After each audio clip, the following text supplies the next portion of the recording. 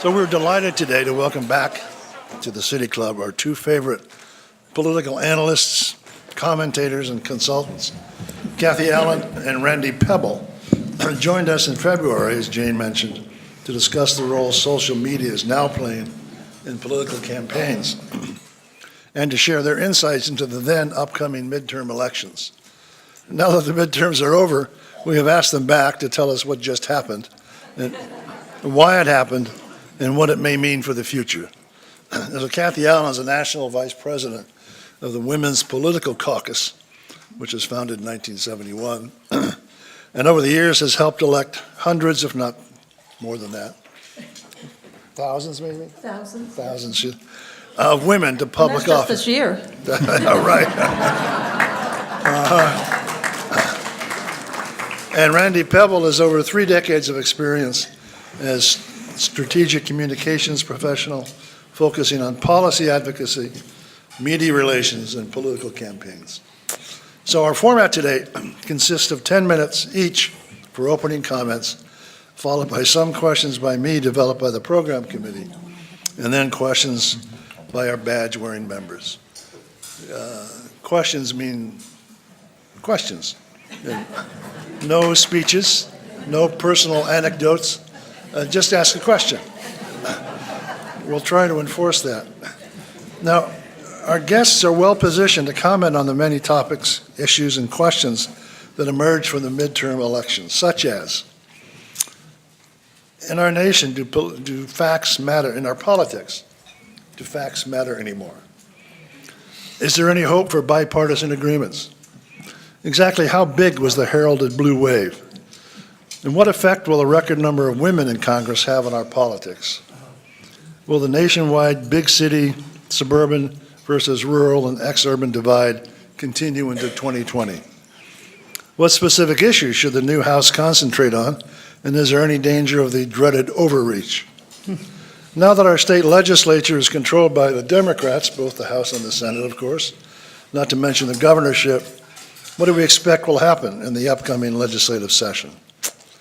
And exactly what is happening in Whatcom County's 42nd district.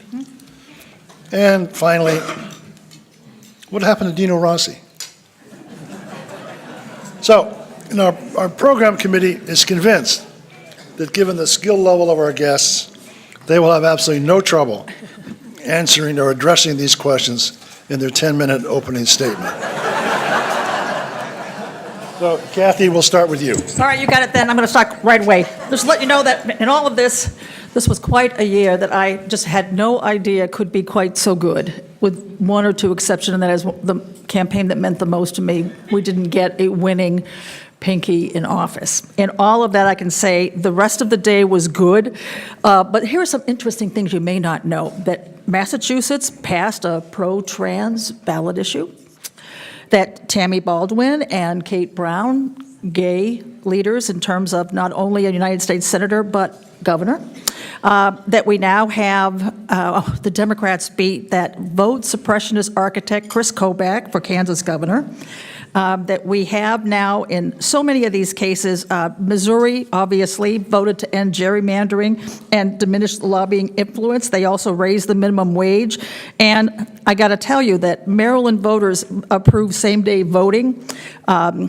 Besides Donna Shalala winning, which was a personal fun victory for me, the fact is that we actually have the first out gay member of the Wyoming House, a woman named Sarah Burlingame. And I have to say that Janet Mills became, of course, the governor of Maine, replacing that ghastly blowhard LePage. Democrats flipped 7 gubernatorial seats. I would say those 7 that they flipped will now give us within reach the ability to only be 1 or 2 governors behind in the race for an honest reapportionment. So that becomes important to me. A record number of women in not only did we have a record number of women in Congress as of today with yesterday's election results. 25% of our Senate are now women. And actually, we now have in the House 104, and 2 more to be counted, for high records we've never seen before. The most interesting of which is, on the world market, we started at 193 countries, of which we were 102 in patheticness when it comes to the number of women in our largest body. Now, we are at an almost respectable 74. So a 30-point jump in those ratings, if only the Mariners could do so well. In any event, I can only say that also 7 state legislatures flipped from Republican to Democrat. Young people voted in record numbers. Young people voted 31% of those who were registered, which includes another 18% of those who got registered this year, which means we had the highest turnout, second only to the Obama turnout of young people. And guess who was the state that led the way? 42% in the 42nd district, right here. So Texas is purple, about damn time, and the fact is that right now, Amendment 4 in Florida passed resoundingly to end that racist felon disenfranchisement law. Those things make life worth living. I can say that in all of that, things that changed so much had to do with women deciding, you know what, we are not anywhere near as equal as we thought we were. We are not anywhere near as ensconced in the power base of this country. And so this year, women actually conquered the most important reason why we don't have more women in office is because they don't run. This year, we had the hardest job of all, which was trying to help women decide which one of the 8 of you are going to leave this race so that one of you can win. The fact is that we had a record number of women, double digits throughout the country, double digits here, and we've always had more women here.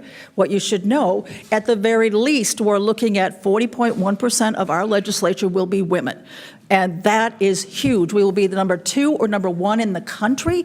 And more important than that, things changed so much more decidedly with women for the first time voting more for women than men did. Let me say that again. Women for the first time voted more for women than men. But not to be outdone, more young people voted for women, young being now under the age of 30. More young people managed to actually vote for women, and thus we have now more women who will be going to the United States Congress all by themselves. They would have changed. Just the women alone, the dynamics of Democrats now holding the House. I can say that women also raised the most amount of money. Washington State, the first state now that has had as many men as women actually contributing to campaigns. Now, I didn't say that we all gave as much money as our boyfriends here, but the fact is there were, in numbers, we managed. I would say that the other part is that we saw a year where the gender gap has widened. This bothers me, and actually my good friend Rudd and I were talking about that this morning, that, I gotta say, right now, if you were to take a look at the biggest issues that faced America, and you took a look at where were men versus women in voting for them, there's some surprising and maybe even horrific portends of the future. For one thing, if you took a look at environment in terms of all that, traditionally what you would say is when it comes to anything like carbon tax or so on, that women are usually 10 to 15 percentage points ahead, voting ahead of men. Not so this year. What happened is that women were only 2 or 3 percentage points ahead of men when it comes to actually favoring the carbon tax. Ironically, when it comes to the soda tax, what happened is that 16% more women ended up voting for the soda tax as guys. And women know, you don't want to drink that stuff anyways, When it comes to taxes, what happened here is that women and men were exactly tied in terms of their any kind of tax measures, tax issues, and so on. Marijuana throughout the country, catch this, 21% more women supporting more liberalized marijuana laws. And when it comes to actually, one of the other ones was in several states, there were measures that actually called for how strict to be on certain laws that kids 18 to 21 are going to be persecuted for.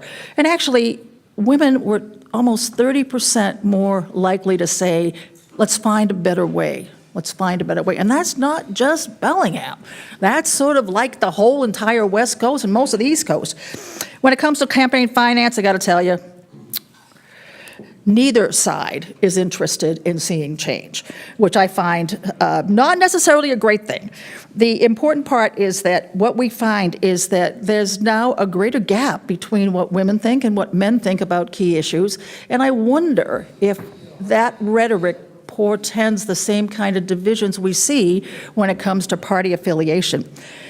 Other stuff that is very hot is that know that this year the young vote meant so much. To have so many of these young people not only register but actually turn out to vote, huge.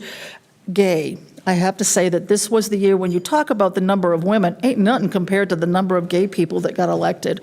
When it comes to the real world, we now have over 140 gay legislators rising to the level of someone who is governor, someone who is senator, and a lot of people who are now elected to House and Senates that managed to take out incumbents. Pretty amazing.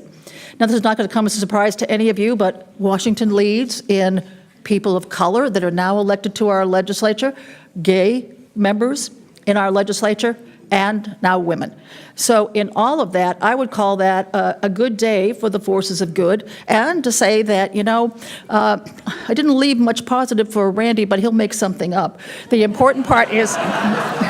The important part to know is that when it comes to what we see, we will see lots of women of color.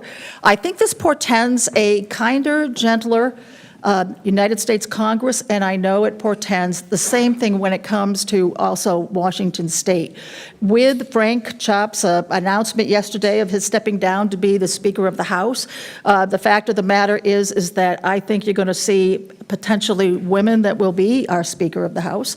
And when it comes to what's going on in the Senate, I think you'll find that there's more women senators now in certainly the majority caucus. And so I think that you're going to find more collaboration.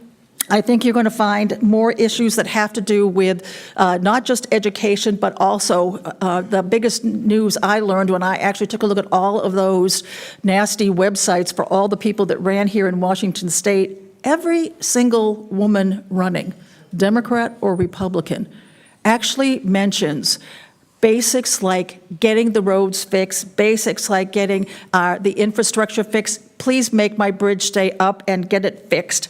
Where only 41% of the guys mentioned anything to do with infrastructure and transportation, which I thought was once again another one of those, unless they were all, actually going to the same consultant to write the websites, I don't think that that's indicative of the big changes.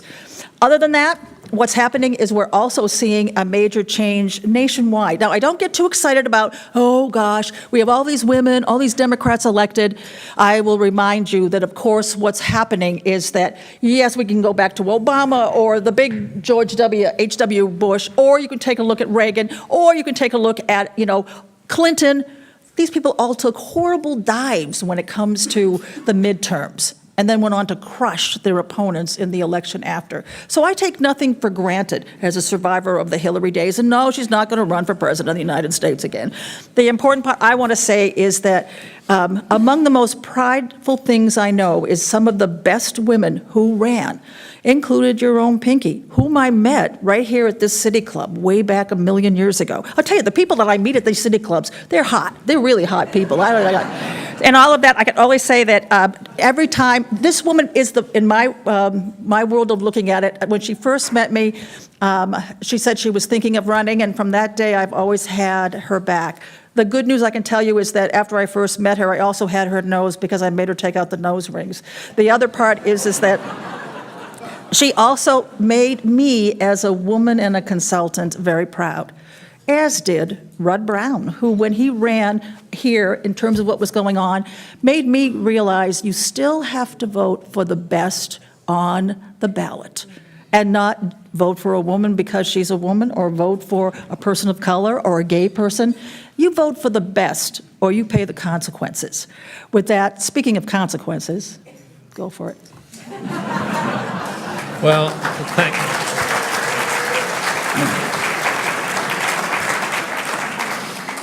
Well, thank you, Kathy. And as is typical, not just in this election season, but in all, but Kathy went over time by 2 minutes and 1 second. So, yeah, the 10-minute part there.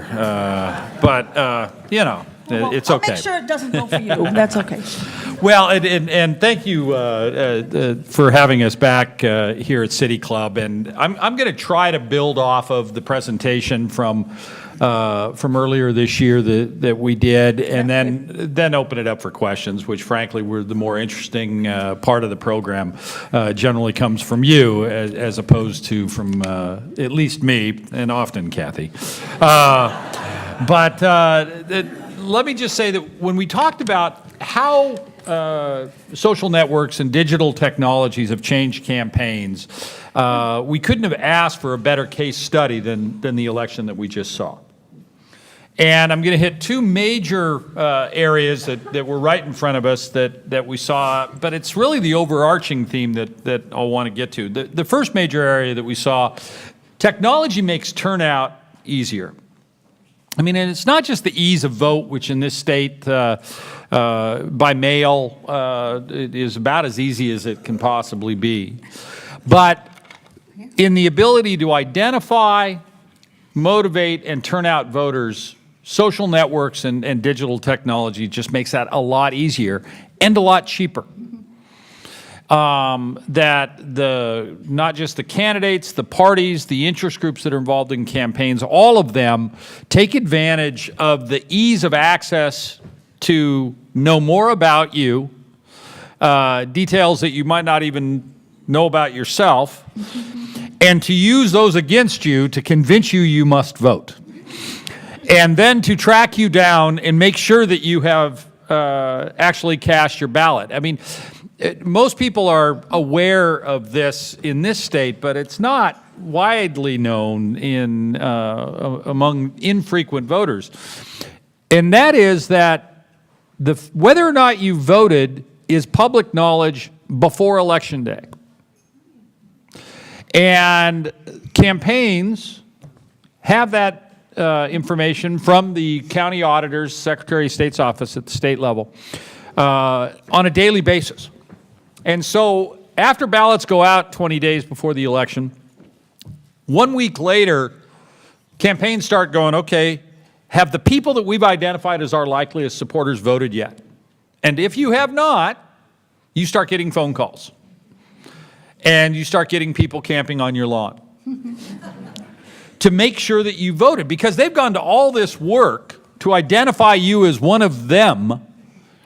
And if you haven't voted yet, you aren't one of them all the way yet. And so that technology, it's made it a lot cheaper, a lot easier to identify people, know whether they voted, and then to try to get them to vote. You up here in the 42nd district have gotten an added dose of that, because if you're one of those lucky few whose signature has changed any time in the last century, and therefore had your absentee or your ballot rejected by the auditor, saying the person who signed the outer envelope's not the same person that we have on file, then you started getting visits at home. And if you think I'm joking, I talked yesterday to one of the Republican operatives who camped outside a house for 6 hours. Jeez. Waiting for the person to come home so that they could have them sign an affidavit that indeed this is their accurate signature. That's the type of technological advance we're talking about. The second major way that social networking and digital changed this election was through fundraising. And we are always in the political field looking for ways to make it easier to get into your wallets. In part because we know if the campaigns have more access to your wallet, we have more access from the campaign into their wallet. And so we're always looking for that, and that became so easy this year. The Democrat platform is called Act Blue, and it doesn't have an analogous platform on the Republican side yet for making one-click shopping the mantra of political campaigns. In this year, for the first time, at least in recent memory, Democrat candidates at all levels had more money than their Republican counterparts. Now, that does not mean that there weren't races where an individual Republican candidate might have had more money. But writ large, the Democrats had millions more available to them for their campaigns. Why? Because they made it very easy for Democrat candidates to reach potential donors, not just in their district or in their city or in their state, but across the country. And so you saw people voting with their feet and voting with their credit cards in places that they could not vote physically. And that made it much easier for candidates to rack up money. I mean, one of the questions, and I'm not going to take the bait and try to answer all of the questions that were put to us in the introduction. But what happened to Dino Rossi?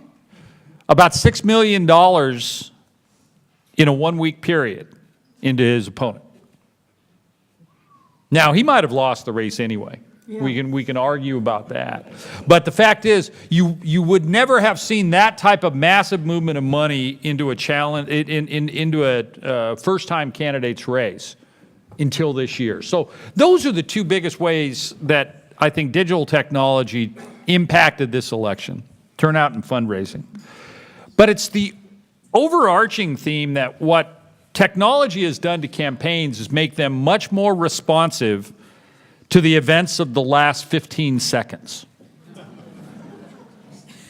One, they're aware of what's happened in the last 15 seconds if they're on Twitter or on Facebook. Two, the news media, what exists of it anyway, wants to know what they thought about what happened in the last 15 seconds. And they're not going to wait until the next news broadcast or the next paper to come out. They're going to put it right up on the web. So, and I love the phrase, that so-and-so did not immediately respond to this question.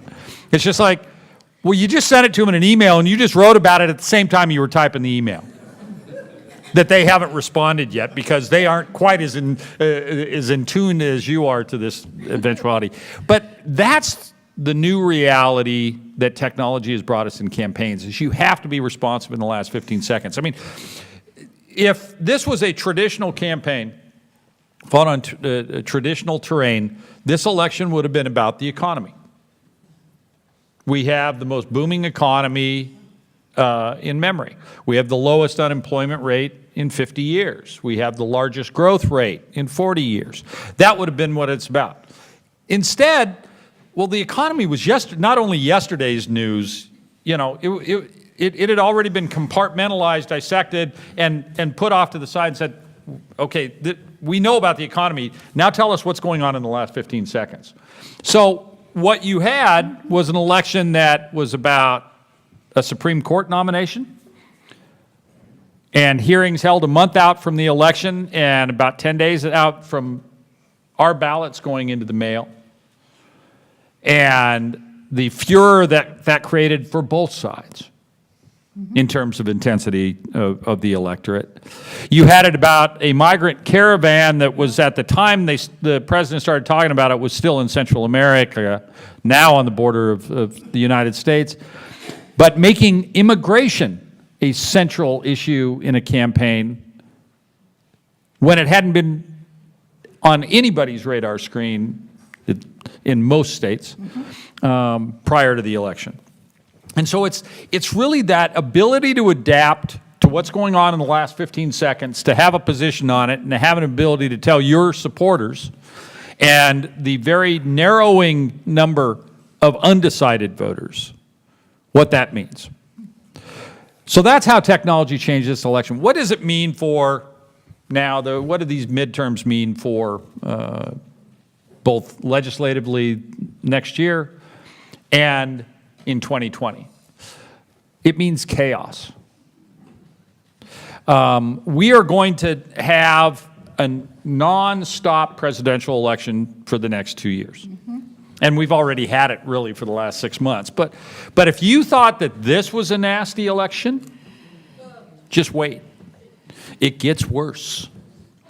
And that is going to be the most overriding thing, is we are going to have this, what happened in the last 15 seconds, what tweet just got sent out, what news report was just put online by a publication, and what do you think about that?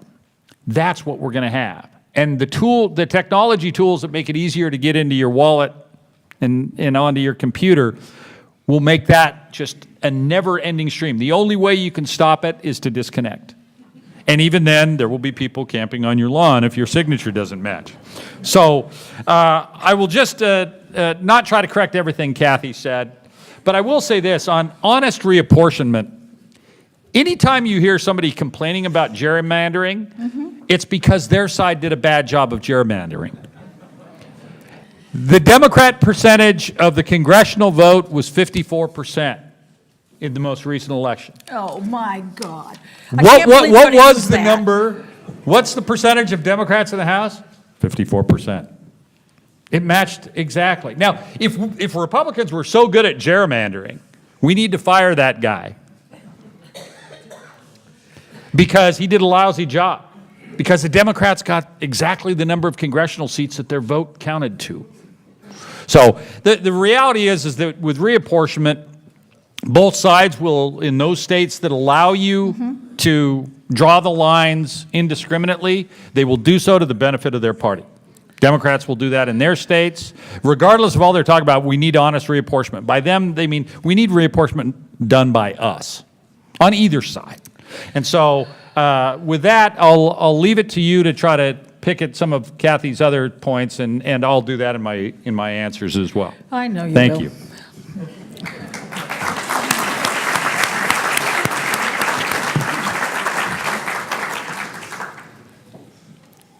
Well, where to start? The blue wave, how big was it? Yeah, yeah, right. It was pretty big. It was pretty standard. I mean, the reality is that in a presidential's midterm, you see often huge shifts. I mean, the only recent midterm where we haven't seen a huge loss by the president, the incumbent party, in the House was in 2002. And widely ascribed so close to 9/11 that you did not see the type of backlash against George Bush that was expected, President Bush, that was expected, particularly after the narrowness of the 2000 election. Democrats, I mean, Kathy went through the litany and was largely accurate, although surprisingly she did not mention the U.S. Senate. The reason she didn't mention the U.S. Senate is the Republicans picked up 2 seats in the U.S. Senate. They defeated 4 incumbent Democrats. They lost 2 of their own seats. That was an anomaly for a midterm, but the Democrats have picked up the last seat yesterday that was still undecided, so that they're going to pick up 40 in the House. I think the average is 38 in midterm elections for the out party. So it was pretty traditional. It is going to make President Trump's life harder. Because he now will, there will be a lot of subpoenas. It's going to get much more expensive to be a White House staffer because they're going to all have to have multiple lawyers for the subpoenas that will be coming from the House. But given that the Senate remained in Republican hands and picked up 2 seats, means that any legislation that Nancy Pelosi wants to push through, if she's still the Speaker, won't go anywhere in the Senate. So that will leave them with their investigations, and that's what they'll have. In this state, the Democrats did pick up a couple seats in the Senate, 7 seats in the House, which can't be ascribed to a national level. They picked up seats that they had lost over the last decade and started climbing back. So it was pretty typical. I would just say, to go back to what our founder talked today, 3 points to give you hope. One is when you're with someone who is really very inaccurate and actually defaming you, one of the most important things to do is to smile. And the other thing is not to actually keep talking about his lousy assessment of what's going on. Second, it's important to be able to actually say, you know what, despite all of his absolute obnoxiousness, he's a great dad. And he's a great husband, he has a great business, and he's always a gentleman, even if he's inaccurate. So the important part is that how we're all going to live together better is we're going to actually try to remember the good that you know about someone, as opposed to taking the meat in front of you and chawing on it to scream and yell. That's my answer. So the idea, Randy, of, Don't go back to him now, come on. well, She hasn't mentioned any of the inaccuracies because there weren't any. What I said was absolutely accurate, If biased. so Randy, but accurate. you don't have much hope for bipartisanship in the next, I think that you might see an infrastructure bill come out of the House that What does that could get mean? Senate. Infrastructure, building bridges, building roads, because every congressional district and every state has roads and bridges and that they would like to have fixed. So you might see something like that. But beyond that, you'll see a lot of posturing about bipartisanship, but I don't think you'll see a lot of action on bipartisanship. I'll make a prediction that we'll see a bipartisan coalition of women, and they will take on the hot subjects of things like, among other things, mental health coverage, and more importantly, health care, and finally, immigration. I think it is through the women, to be led, by the way, by Patty Murray, among others, and actually Susan DelBene, that you're going to find that we will deal with immigration, and it will be because the women have said enough, enough, enough. okay? Kathy, the idea of the nation drifting, you mentioned some progress from your point of view on certain issues, social issues. Do you think it's going in that direction, a progressive direction? No. Yeah. I don't. I think that Democrats are winning, but I think that really what's happening is that there are spits and starts. You may have progressiveness here, but you don't have it there. There's not going to be a consistency in terms of what's going on. I would say that more than anything else, the interest that people now have in elections is not something that is partisanly built. The interest comes in almost self-survival and wanting to be able to get what we think we deserve. I don't think that, I think partisanship is not going to get you anywhere. I think that also taking a look at how we look at what's the most important thing we can do, the fact that all these women are talking about fixing the darn roads, I have to say that I think practical politics is what brought us all these women and people of color and gay folks to the table. I think it will actually result in us being able to actually get more work done. Okay, Randy? I wish I shared Kathy's optimism on that, but Smile. this election was about partisanship. Yeah. The partisan divide in this country, I haven't been around for the entire country's history, so I can't say ever, but the partisan divide seems to be as wide as it's ever been. I mean, the middle, unfortunately, in a wave election like this, the middle is what gets wiped out. I mean, you still have your, depending on your philosophy, your extreme candidates on the right or your extreme candidates on the left. They did okay. Where most of the losses happened on the Republican side, at the national level, was the more moderate members of the Republican caucus.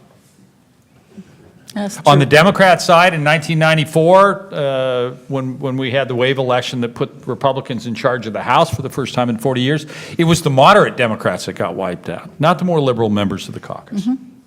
And because of that, if you're a member of Congress right now, and to a lesser extent a member of the state legislature, and you look at what is the biggest threat to your continued presence in office, it's somebody Your own from your own party. party deciding you're not pure enough. You're either not far enough left or you're not far enough to the right. That is the biggest danger for you, not losing a general election to somebody from the other party. And because of that, the desire for partisanship, as opposed to the posturing for bipartisanship, It's that desire, it just is not going away. And I think that as much as Kathy wants to talk about women candidates will now in office achieve things that their male counterparts could not, I think the reality of the way the system is set up right now, that's not going to happen. Except, Randy, they certainly could do no worse. And so from my thinking, Well, okay. They got plenty of place to But go. that's not getting anything done. If doing no worse, and gotta it's tell not, you- and it's not to talk about individual candidates or gender.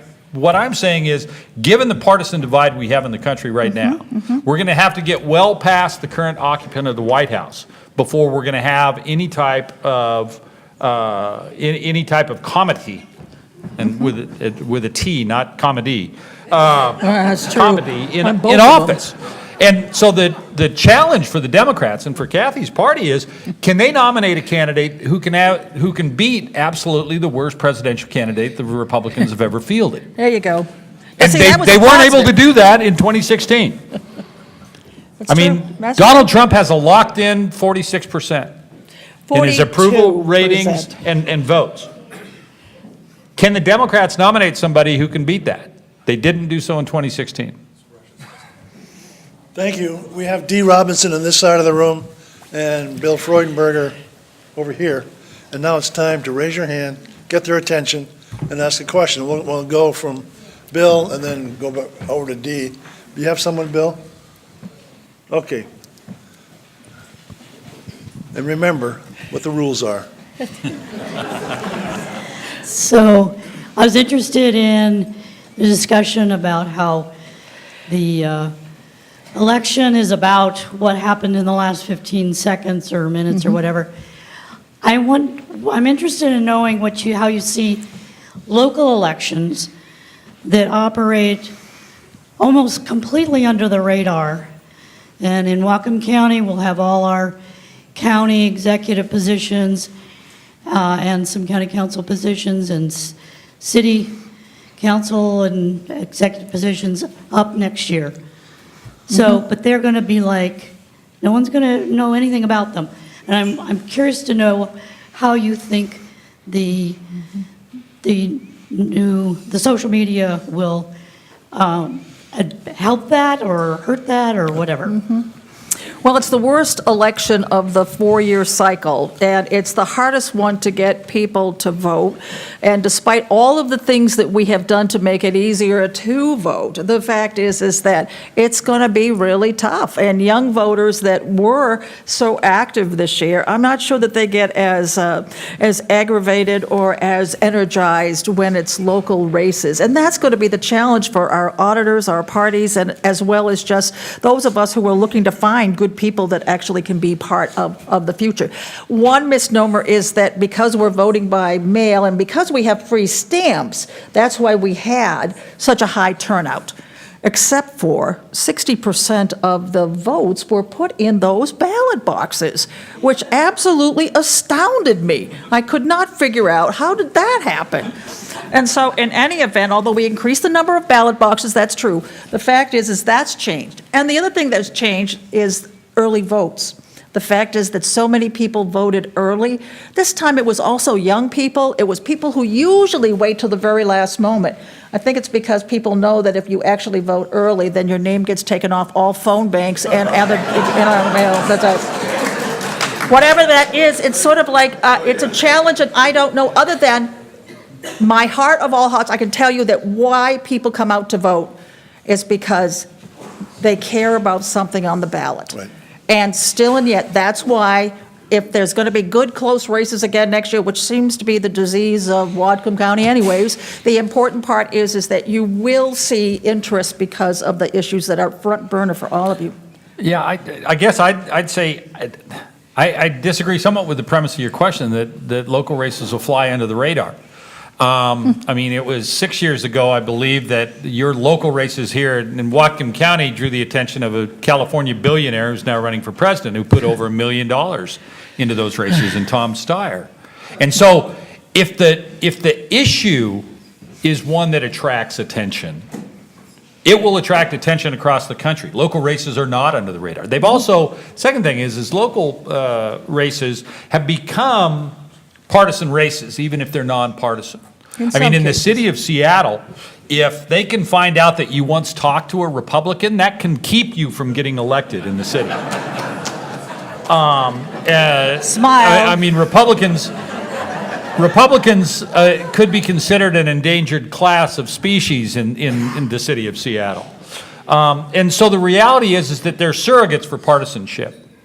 And if the issues are ones that are the cutting edge issues, whether it's immigration, whether it's climate change, what have you, ones that attract the attention of national figures, you know, they won't escape notice. That said, Kathy's absolutely right when she says that off-year elections do not attract the same type of turnout. Now, we said that about midterms this year, and turnout's over 70%. So next year it may be higher, but it may be higher than traditional off-year elections, but it'll still be significantly less than this year. So the challenge for campaign operatives, candidates, and those who care about those candidates is, how do you look at people who voted this year that may not have voted in previous years, because you can get that information publicly, and go, okay, this person turned out for the first time in 2 years, 5 years, 10 years, whatever. How do we keep them engaged? It's much cheaper, as I said, for campaigns to do it, and I think that'll be the leap that candidates will be doing next year. Thank you. Dee, you have someone back there? I'm wondering how the far right in the Republican Party can be defined. Can be, Defined. Defined. well, I normally would leave that to Kathy. She does that in mail and in radio and like that. But it's in the eye. Well, it's in the eyes of the beholder. I mean, it just as I would say far left. I mean, is anybody to the left of me to far left, or is anybody to the right of me far right? I think at the national level, it's considered. You know, you're far right if you disagree with the media commentator. It might be a position on abortion. You know, pro-life people are often called far right. People who favor a border wall might be called far right. But again, it's just what you say it is. I mean, as folks might recall who were here earlier, that part of my biography is that I ran Rob McKenna's 2012 gubernatorial race. And part of the advertising against Rob was that he was a far right extremist. Now, if you ever met Rob McKenna, you know that nothing could be further from the truth. But if you've got $10 million to spend in advertising, and you're trying to target people who don't normally pay attention to elections and don't know who in the hell Rob McKenna is, that might stick. So I guess I'd just say it's up to it's really up to the beholder what makes somebody far right to them. But too often, it's anybody who disagrees with me is an extremist. I don't know that I would go there. I think that I would say right now, far right is anyone who is still standing up for Trump. I think that is sort of what I see. That's how we look at it. But Trump is However, not when right or it left. comes He's to not what's on the going spectrum. in, he may. He's not conservative, but he's not right in any stretch of the imagination. Except that far right is a very personal definition. It's Right. your own definition. You're right. And so if it's Yours is wrong, It's though. there. I mean, I remind you, you weren't for Trump either. no, I didn't So- vote for Trump. I wrote in my wife. She was far more Yeah, qualified. there you go. Very much so. Very much so. But I have to say that when people start identifying folks as far right or far left, that's where you start thinking, I don't have a lot of place to go here. That this is not a conversation that's going to move anyone. If we're putting people in these boxes that are far right and far left, that's not where the actual change is going to come. The fact is that until we stop that conversation, then we're not going to stop these boxes from becoming how people who don't want to think very much about politics just jump into them, I think. I wonder if the two of you might agree on this particular point, that No. it would be... Oh, sorry. That's a bit Maybe. premature. Would you both agree that it would be a grave political error for the House to proceed with impeachment proceedings in the next It would 2 be a years? grave Yes. error. It would be See? a grave error. Yeah, would be a I would great agree. It would take up a lot of time and ultimately lead nowhere. I mean, with the exception of, I mean, let's face it, if the Mueller report comes out and shows actionable breaking of the law by the president, then absolutely he should be impeached. But since there doesn't seem to be anything coming out that will be that definitive out of that report, then the impeachment would just be a huge distraction and just turn up the volume on the food fight that's already existing in politics. Now, see, if I wanted to indeed engage in this far left and far right, I would go back and tell the folks over at the Seattle Times, I was seated, and we have it on film, that Randy Peppel just said that the president should be impeached. And so from that perspective, if you wanted to actually take that kind of course of action, but that would be wrong. Could you comment on when the Mueller report gets published or put out there, what impact would that have on the 2020 election? It seems to be a wild card right now. We don't know if it's going to be impeachable or not, but still there's going to be plenty of negative information there that could affect the electorate.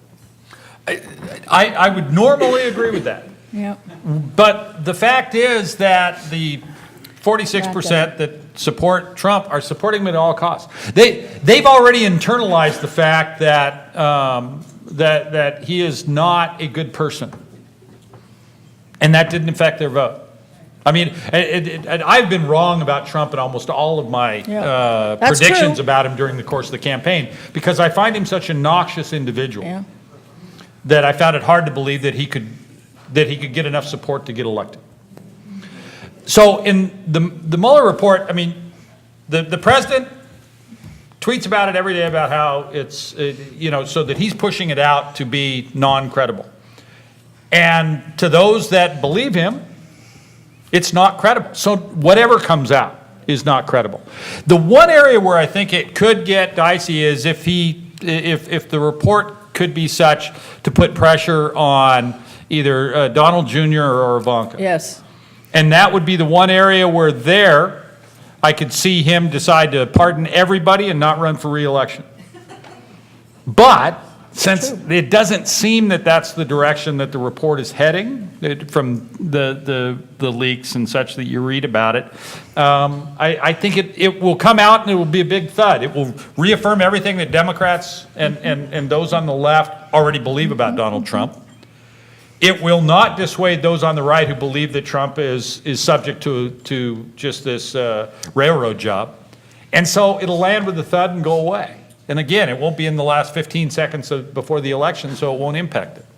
I would be more inclined to say that, even Democrats, most of the Democrats, look at this and say there's so many reasons why this guy should be impeached. This is the last one that I would possibly put out there for the public to actually rise up and demand he be impeached.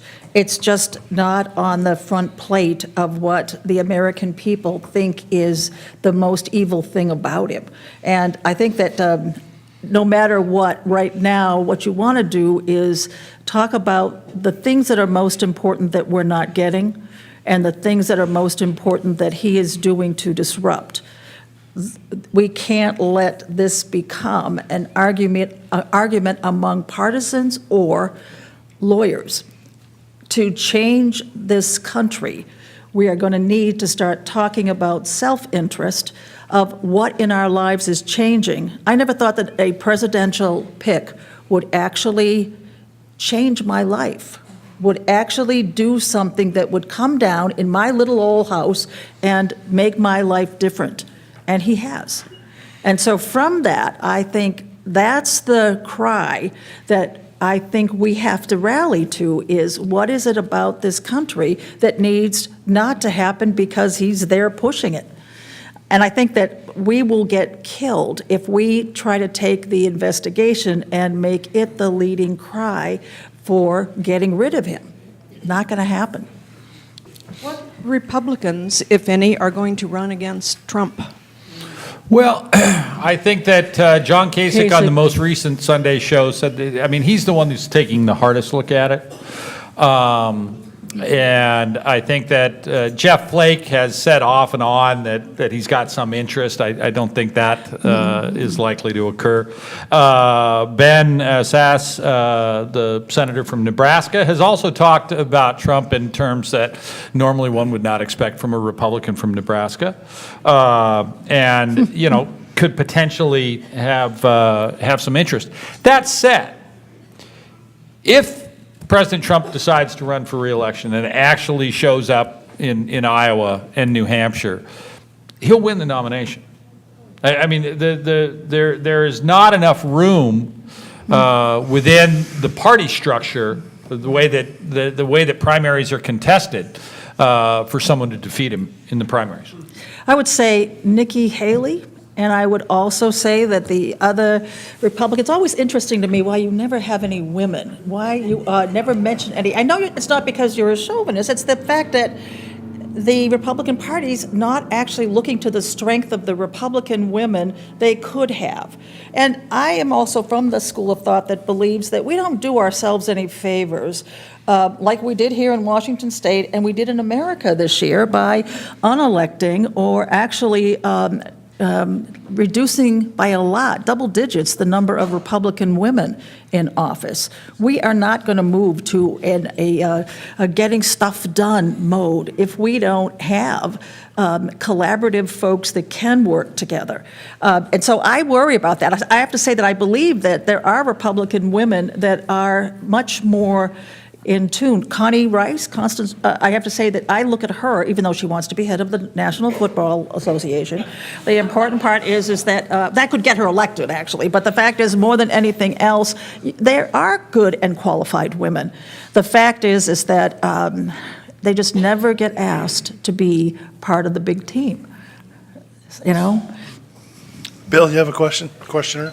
Looking at the 42nd district, I'm hoping that you can dig just a little bit deeper and tell us whether or not the whisper-thin margins are going to help maybe bring things to a more moderate position in the 42nd, with 46 votes separating one race and 80 in the other. Shouldn't everybody sit up and take notice? I believe so, and I believe that it was one of the biggest stories that we saw this year. One of the things I'll say about it is that there's a reason for it, just as I don't believe that people here in Washington State actually voted down the carbon tax because they just thought it was such a bad idea to do anything about the environment. It was that the issue with $41 million worth of cash was able to be made a confusing one. And when you confuse, you lose when it comes to initiatives. When it comes to the 42nd district, there was another campaign reason. Never seen candidates work so hard in my life, going door to door. Talk about camped out on someone's lawn for 6 hours. The fact is that the candidates here took the campaigns right back. And where you saw an evening of the playing field is the Republican candidates were just lazier, or they didn't go back to actually meeting I would say the boots on the ground that we saw in our Democratic folks. And that is a legacy that is now Bellingham and Whatcom County. Getting out there and campaigning door to door is an incredible, it's not easy for us consultants, actually, but we kind of say, well, why don't you just give us more money and we'll put stuff on TV? But, you know, the fact is that, no, you are doing it the right way. The only way, still and yet, to convince and persuade someone is face-to-face, one-on-one. You both brought up the campaign, and I'm thinking back to the debates that happened with Trump and the other folks, and in my mind, they were horrible. Mm-hmm. People were incredibly rude. Nothing was done about that. Is there anything that we can do as individuals or as a group to ensure that this next round of debates will be more civil? Well, if they were both women, maybe. Could be. Again, this is one of those areas where I'd like to give you a path forward. The answer is no. Because the debates, one, are put on, particularly primary debates, are put on by media organizations.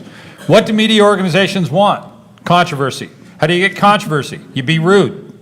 They don't want people sitting on, I mean, it's kind of humorous that Kathy and I get asked to speak at a variety of groups, but it's because we've been told by hosts and moderators in the past, they can't find other Republicans and Democrats that will sit on the same platform. I mean, I've known Kathy, way too long. I mean, and I've been doing this way too long. But the fact is that even though she's wrong about just about everything, I consider her a friend. Yeah. And the old line about being able to disagree without being disagreeable, that works for us. It doesn't work if you're running for president, because it won't work in your primary. I mean, the Democrat debates, they're going to have like 3 tiers of debates, because they've got over 20 people who allegedly are thinking about it. And some of them who have no business anywhere near a presidential debate, even if they bought a ticket, like Jay Inslee. And the fact is, they'll show up anyway. And how do they get attention? They looked at what worked for Trump. Say something bad about the guy's wife, his mother, his sister, his business deal or her business deal. That is what got him attention. That's what propelled him to victory. And that's the lesson, unfortunately, that I think you'll see it play in the debates, the presidential debates next year. Could you talk a little bit about the 5th, 3rd, and 8th congressional district races? In terms of them, I got to say that I was surprised that it was the order it was. I had predicted it would be just the opposite. I thought that the person that was more likely to win because her campaign was far more robust was definitely, I would say, Lisa Brown. And then the second would have been taking a look at this Carolyn Long. My goodness, this Carolyn Long in the third. Yeah. Was just a firebrand. She was terrific. And Kim Schreier was the person I had the least amount of confidence, because I walked those districts over there in that district, and it's still very, very, very conservative. So in any event, what I think it is money. And actually, when the same day that Randy was bemoaning the fact that Dino Rossi had, $6 and $7 million, it put in the bank against him, well, Carolyn Long had $12 million put in against her. And I had never seen that before. I'm looking at the zeros going, maybe they got this wrong. The fact is that, yes, when the PACs unload, they become part of the decision process. I have to say, for as good a campaign as all of those folks actually managed to run, the money was the most significant factor in all of them. Hi there. Speaking to the topic of money, I think we've seen an interesting pattern of this in Washington, with and perhaps nationally, with large money influencing politics. Is there any path away from that you see that's viable, that would return these politics to a less influenced state? Because it seems that the money always decides it. When Costco wanted to get their liquor sales sold through there, they got it because they spent $6 per person in the U.S. When the carbon tax failed, it failed on the basis of $30+ million. So is there a path forward out of that would return our politics to a less influenced state? I can tell you what won't do it is passing another law about campaign finance reform. I have to say that given how our Constitution is written, I mean, there's still going to be ways, every time you pass campaign finance reform, political consultants make lots more money. And I feel that in all of the regards of what we're doing now, you're not going to legislate morality. But on the other hand, what you're going to do is you're going to make it absolutely horrid for people who know instantly what the information is to actually become more ready to vote against the money that's in there. Now, that hasn't happened in too many cases that I can tell you, but I have to say that it gets better every year, that there gets to be more people who say, yeah, but aren't they bought by this company or next? Not sure that it's ever going to change to the point that it has an effective outcome change. I don't know that. I guess, to me, the single most effective campaign finance reform that could be passed would be to take all limits off of contributions and make them instantly reportable. say report within 48 hours. I'd say 12 hours. Because if campaigns were back in charge of the spending for or against their candidate, you would see a ratcheting down of some of the attacks. Because Yep. if you saw attack ads during the last campaign, they were almost always paid for by a third-party group and not by the campaigns themselves. When the candidates have to go out there and say, I approve this message, they don't like to say, I approve calling my opponent a murderer. They don't like doing that. But third-party groups with an innocuous-sounding name have no problem with that. And then, so I would much rather see take the limits off and let the public know who's financing it. If I write $1 million check to somebody, I stole it, but if I write $1 million check to somebody, let the public decide whether that's a good thing or a bad thing and a reason to vote for or against them. That's about the only way, because every time you pass a law that attempts to restrict campaign finance, you take power away from the candidates and their campaigns, and you put it in the hands of third parties. And I think that that's not the way to go. And I will have to say, as someone who worked on the No on 1631 campaign, we had the money, absolutely. The other side had $15 million. I've not heard so much belly aching by a campaign that had $15 million about how terrible it was that money was involved. 15, it was 31 million. Right, on our side. I'm saying the other side had 15 million. But the reality was, it was a badly written proposal. And that's what the 31 million pointed out. On the yes side, they spent all their time saying these terrible oil companies. Well, guess what? The public already knew that the oil companies were going to fight back. You're going after them? Why wouldn't they? It was a terrible strategy. That's why they lost. It's a terrible strategy because you took all that money and you managed to make women particularly confused about it, and so women ended up Women weren't voting confused, against Kathy. it when It was- voting it was was bad always policy. part Yeah. of 70% of Washington State believes. I'm amazed that you think that women are that easily confused, Kathy. 70% of this I'm group. amazed at your gender bias. Randy, I'm not amazed at what money can do. I have actually seen it too many times. Potential last question comes over here. Thank you. Kathy, you said something earlier that I found very interesting, and Randy, if you want to jump in on this as well, please do, but you say that President Trump has truly made your life different. I'm just curious as to how, after 2 years, has he truly made your life different?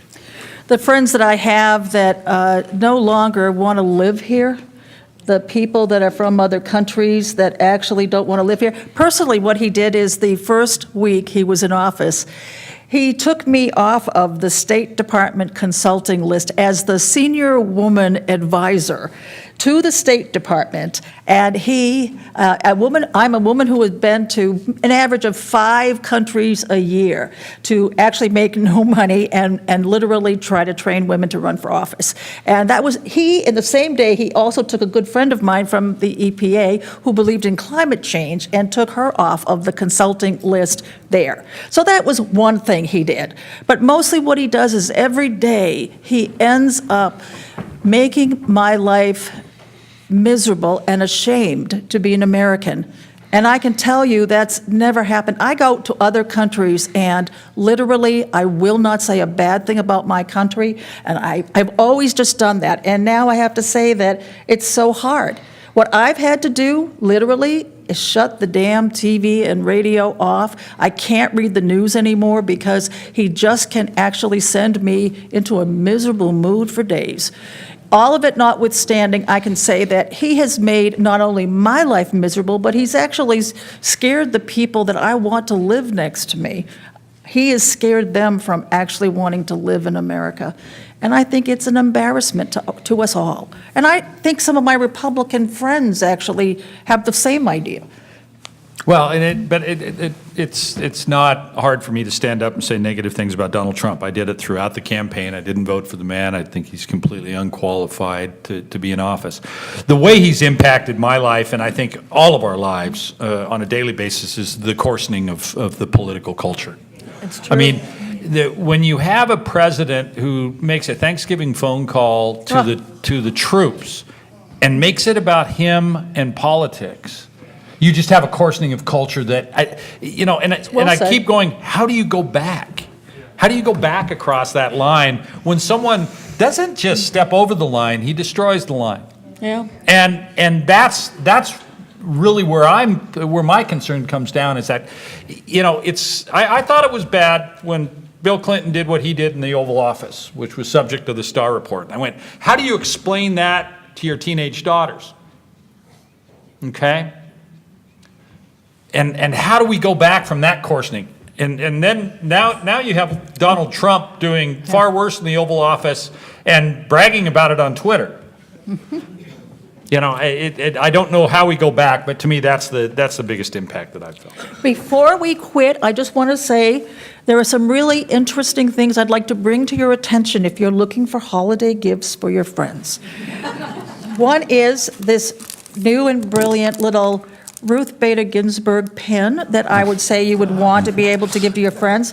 And if you have a marvelous young woman or man, or a little girl or little boy that is part of your grandkids, nieces, nephews, son's daughter, this book is Girls Resist, the Guide to Activism, Leadership, and Starting Your Own Revolution, aimed at the between 6 and 12-year-olds. So I got to say, that's great.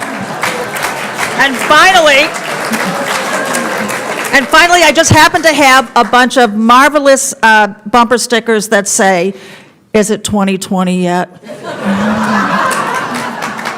All right, last time you were here, as is our tradition, we gifted you with a wonderful book about. Yes. Well, this time, we're not going to do that.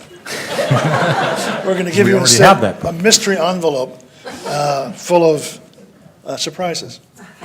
So is it a voting card in Whatcom County? Yeah, right. And thank you very, very much for coming. Yeah.